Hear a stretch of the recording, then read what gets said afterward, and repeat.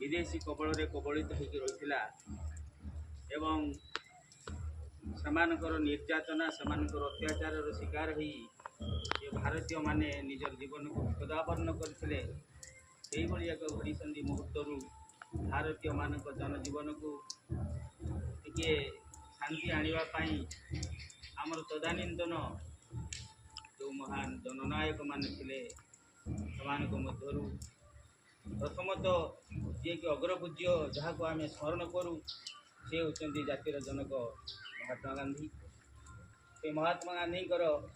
आह्वान रे समग्र भारत व्यापी विभिन्न प्रकार आंदोलन मान सब देखा इंग्रेज मान विरुद्ध रे एवं से आंदोलन फलस्वरूप आम पाइलु 1947 मसीहा अगस्ट 14 तारिख मध्यरात्र रे इंग्रेज माने भारत विताड़ित होते एवं से दिन आम वास्तव स्वाधीनता लाभ कलु किंतु आम तापर दिन अर्थात अगस्ट 15 दिन आम स्वाधीनता दिवस भाव में पालन कर प्रत्येक वर्ष प्रत्येक स्कूल कॉलेज विभिन्न अनुष्ठान मानक सब पालन करा एक जातीय दिवस। ये जातीय दिवस को स्मरण करने उद्देश्य परंपरा अनुक्रमे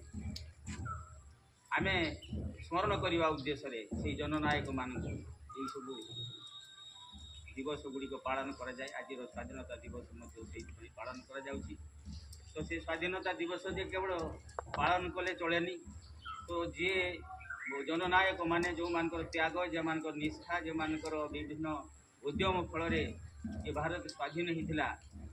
से स्वाधीनता को रक्षा करने हूँ आमर कर्तव्य। खाली स्वाधीनता दिवस साधारणतंत्र दिवस पालन कले चलो ना ये समाज में जो भाई भाव सब घटना गुड़िक घटी चली या प्रतिवाद करवा या श्रृंखलित करवा हूँ आम मान दायित्व जोटा हूँ स्वाधीनतार महत लक्ष्य जो लक्ष्य को साधन करने केते थर केते बार से माने सब कारावरण कर निर्वासन होती इंग्रेज मानकर विभिन्न प्रकार अत्याचार शिकार होती कहले माने कहले सरबनी